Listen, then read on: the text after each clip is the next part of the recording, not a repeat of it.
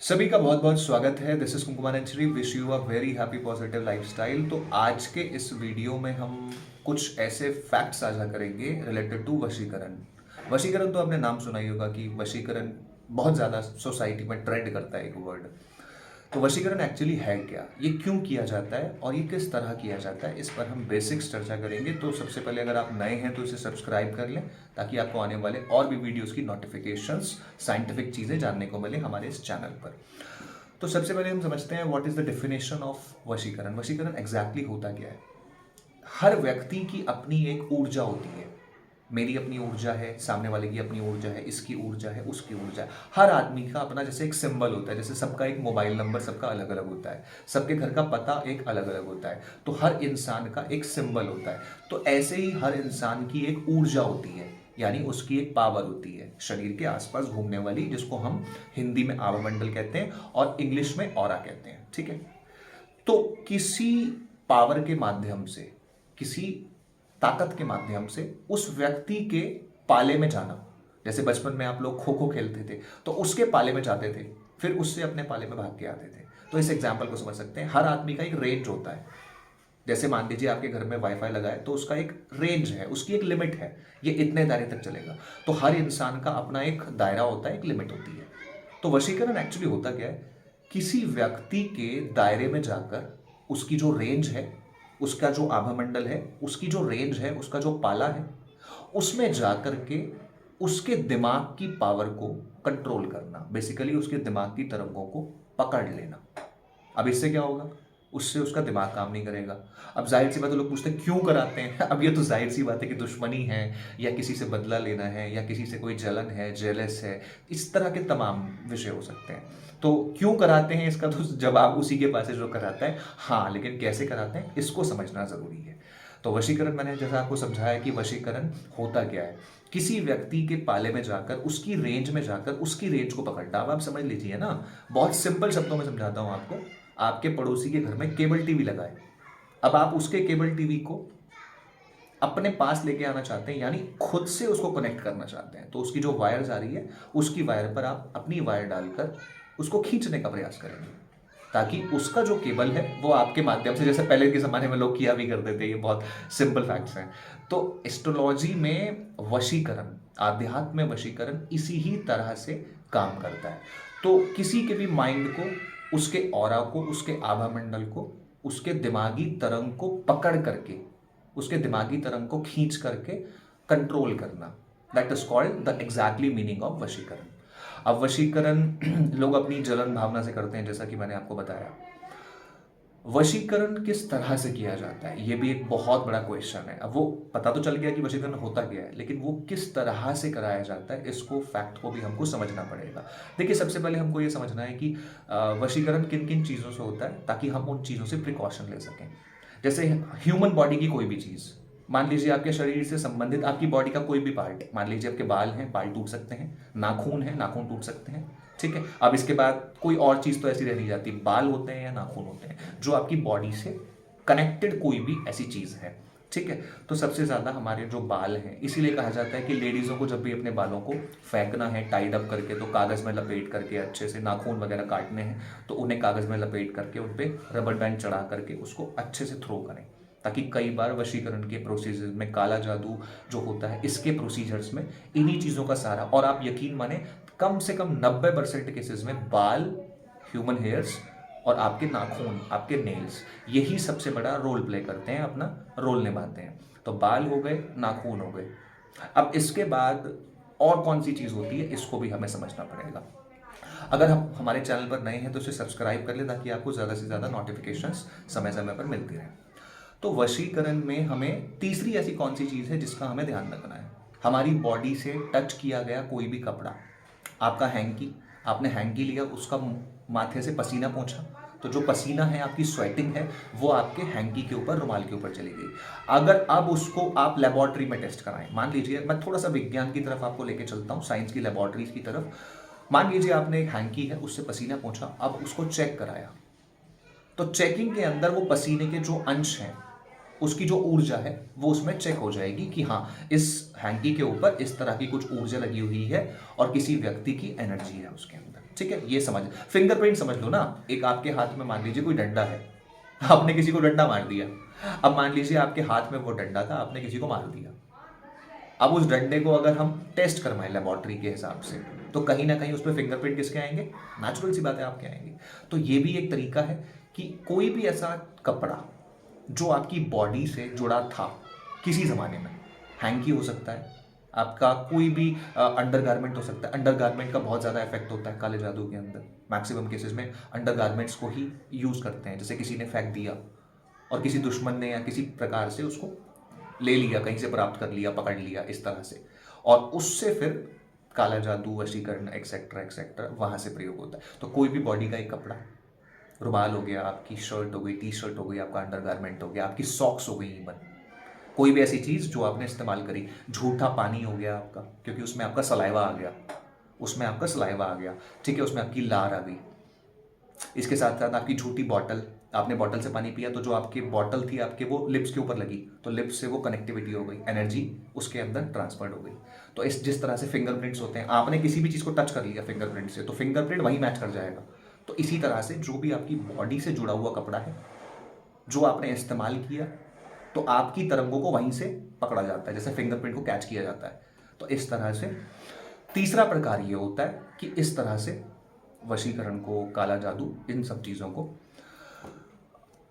तो इसमें हमको कैसे प्रिकॉशंस लेनी है? देखिए, सबसे पहले तो हमको पता होना चाहिए भी कि ये चीज़ हमारे लिए हो गई है या किसी ने कराई, क्योंकि जब तक आपको पता नहीं है कि आपको कोई प्रॉब्लम है, आप मेडिसिन कहाँ से खाओगे? कई बार एंटी रिएक्शंस हो जाते हैं, कई बार लोगों के दिमाग में भ्रम आ जाता है कि किसी ने हम पे करा दिया है कुछ, अब हमको वो चीज़ ठीक करानी है, उसके लिए प्रिकॉशंस लोग लेते हैं, या फिर लोग उसके लिए कोई वो लेते हैं ट्रीटमेंट कि अब ऐसा करा लें। लेकिन पहले ये चेक करना बहुत ज़रूरी है, जैसे कि मैंने भी आपको बताया कि अगर वो चीज़ हुई नहीं, आपको बुखार ही नहीं है, आपने दवाई खा ली, तो वो एंटी रिएक्शन कर जाएगी आपको। तो सबसे पहले ये देखना बहुत ज़रूरी होता है कि वो चीज़ एक्चुअली में हुई भी है या आपका भ्रम है। या कई बार क्या होता है, लोगों को ना नेगेटिविटी बहुत हो जाती है, चौराहे पर पैर आ गया, या फिर मान लीजिए कहीं से उसको नज़र लग गई, तो कई दिनों तक वो बड़ा परेशान रहता है, मेंटली लेवल पे मेंटल हरास होता है बाय सेल्फ, अपने आप से ही सोचता है किसी ने कुछ करा दिया है। तो कई बार चौराहे पर पैर आ जाता है, इस वजह से हो जाता है। सामाजिक जो नेगेटिविटी है, लोगों से बात करके, मिलजुल करके, उससे बहुत ज़्यादा नेगेटिव वाइब्रेशन होती हैं, वो भी हो सकता है। और कई बार ऐसा होता है आपको नज़र लगा दिया किसी ने, तो नज़र लगाने से भी कई बार इस तरह की प्रॉब्लम्स हो जाती हैं। तो इस तरह की प्रॉब्लम्स होती हैं और इंसान सोचता है किसी ने कुछ करा दिया है, तो एक्चुअली वो होता नहीं है। तो सबसे पहले इसमें यही आपको ध्यान रखना है, प्रिकॉशन लेनी है कि वो है भी या नहीं, पहले ये फाइंड आउट करना है। क्योंकि जब तक वो एग्जैक्टली पता नहीं चलेगा, तब तक आप उसके लिए कोई ट्रीट नहीं कर सकते, कोई ट्रीटमेंट नहीं कर सकते, उसको चेक नहीं करा सकते, डायग्नोज नहीं करा सकते। तो और जो भी फिर इस प्रकार के व्यक्ति होते हैं जो गद्दी लगाते हैं, इस तरह की साधनाएं करते हैं, जो इस चीज़ के माहिर होते हैं, फिर आप उनसे कंसल्ट कर सकते हैं। लेकिन पहले उस चीज़ के लिए श्योर हो जाना ज़रूरी होता है, क्योंकि किसी भी ट्रीटमेंट से पहले पता होना चाहिए कि वो चीज़ नीड है उस चीज़ की या नहीं है। तो ये 2-3 प्रकार की चीज़ें मैंने जो आपसे डिस्कस करी, बेसिकली इस तरह से होता है। कई बार क्या होता है, फोटो के माध्यम से किया जाता है, तस्वीरों के माध्यम से भी किया जाता है, आपने बहुत जगह सुना होगा, देखा होगा। तो तस्वीरों के माध्यम से, लेकिन क्या होता है, तस्वीरों में टेलीपैथी काम करती है। अब लोग पूछते हैं कि सर ये होता एग्जैक्टली कैसे है? टेलीपैथी है सिंपल सी बात। आप यहाँ से बैठकर अमेरिका बात कर रहे हो, लंदन बात कर रहे हो, यूरोप बात कर रहे हो, किसी दूसरे राज्य में बात कर रहे हो, तो वो भी तो पॉसिबल हुआ। जब वो पॉसिबल हो सकता है, अब मोबाइल फ़ोन मान लीजिए कितने साल पहले आए थे? 10, 20, 30, 50, 70 साल पहले। इससे भी नहीं होगा, ज़्यादा से ज़्यादा इससे भी बहुत कम टाइम होगा। और टेलीपैथी हो रही है बहुत युगों से, कितने हज़ार सालों से। 2 युग मान लो, 3 युग मान लो, हैं? अगर आप चारों युग ना भी मानो तो कम से कम 2 युग मिनिमम मान सकते हो, क्योंकि ऋषि मुनि आपस में टेलीपैथी के थ्रू बात किया करते थे, और ऋषि मुनि हर युग में रहे। तो टेलीपैथी कहीं ना कहीं बिना मोबाइल वाला सिस्टम था। तो इसी तरीके से एक ऊर्जा को यहां से फेंका जाता है, यहां से ऊर्जा को फेंका जाता है, और उस व्यक्ति तक वो ऊर्जा पहुंचती है हवा के माध्यम से। इसी को हिंदी में, इसको इंग्लिश में टेलीपैथी कहते हैं, और हिंदी के अंदर वाइब्रेशंस को जाना, ऊर्जा का स्थानांतरण कहते हैं इसको हिंदी में।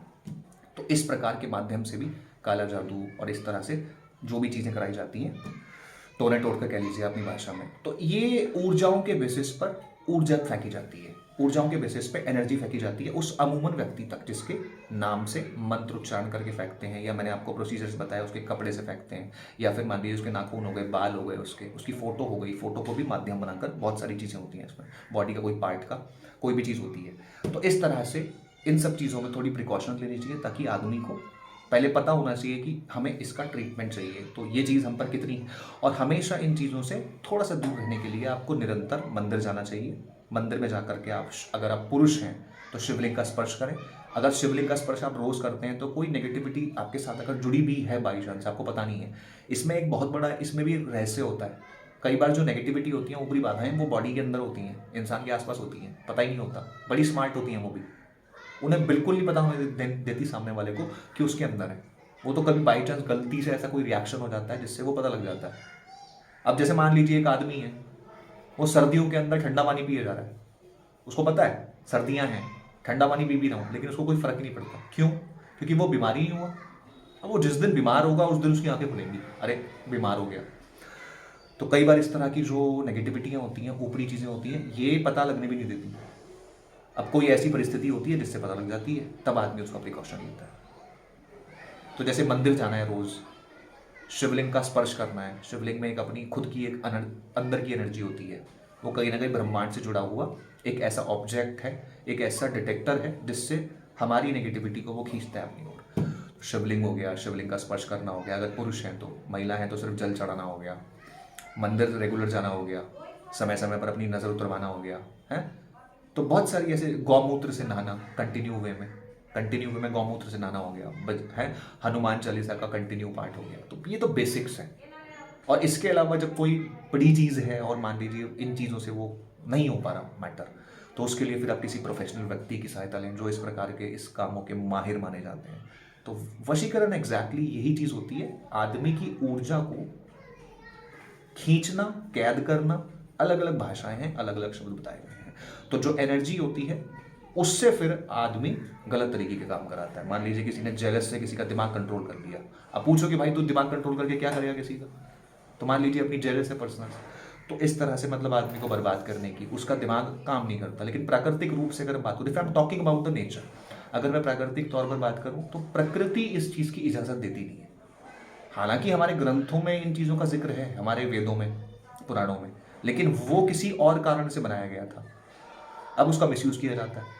तो प्राकृतिक चीज़ के साथ अगर खिलवाड़ किया जाता है, मान लीजिए कि पेड़ पौधे काट दिए हज़ारों लाखों करोड़ों की संख्या में, अब इससे बारिश टाइम बाई टाइम होती है, इससे कहीं पर भी भूकंप आ जाता है, क्योंकि पेड़ों ने हर चीज़ को ज़मीन से, रूट से पकड़ के रखा हुआ है। उसकी जो रूट है उसने ज़मीन को बैलेंस कर रखा है, अब वो हटा तो इस तरह के भूस्खलन वगैरह प्रॉब्लम्स आ गई, इस तरह की चीज़ें ढह गई। तो इस तरह से प्राकृतिक चीज़, चाहे वो प्रकार की हो जो मैंने अभी एग्जाम्पल दिया, चाहे इस प्रकार का वशीकरण हो और इस तरह का काला जादू हो, तो कहीं ना कहीं प्राकृतिक चीज़ों से खिलवाड़ करने से उसके रिएक्शंस बहुत ज़्यादा खराब आते हैं। और जब भी इस तरह का कोई व्यक्ति कोई चीज़ कराता है तो उसकी फैमिली के ऊपर साइकिल हमेशा जनरेशन्स में चलता है, फैमिली टू फैमिली चलता है, बॉडी टू बॉडी चलता है, आपकी जनरेशन टू जनरेशन चलता है। तो एक पीढ़ी, दो पीढ़ी, तीन पीढ़ी, ये पीढ़ी दर पीढ़ी चीज़ें चलती हैं, क्योंकि आत्मा अमर है, नेचुरल सी बात है, आत्मा चाहिए किसी और बॉडी में, तो वो कहीं ना कहीं परिवार शिफ्ट होगा। मान लीजिए कि व्यक्ति मर गया, किसी और जन्म को चला गया, लेकिन पीछे उसका परिवार चल रहा है, तो जो इस तरह के जो लोग काम कराते हैं, तो कहीं ना कहीं उनकी पीछे की जो पीढ़ियाँ होती हैं उनके ऊपर इस तरह की प्रॉब्लम्स देखी जाती हैं। तो इस तरह से हमको इन चीज़ों में थोड़ा सा संभल कर चलना चाहिए, और ये भी समझना चाहिए कि ये चीज़ें एक तो सामाजिक तौर पर खराब हैं, प्राकृतिक तौर पर खराब हैं, और कहीं ना कहीं इनके रिजल्ट्स खुद को भी नुकसान करते हैं, करने वाले को भी नुकसान करते हैं। तो इन चीज़ों से हमें हमेशा बच के रहना चाहिए। और कुछ ऐसे फैक्ट्स हैं आने वाले एपिसोड्स में मैं आपको बताऊंगा कि जिससे हम इन चीज़ों से थोड़ा बच भी सकते हैं, और रेगुलर डेज में हम क्या कर सकते हैं जिससे हम आम तौर पर इन चीज़ों से, इन नेगेटिविटियों से दूर रहें।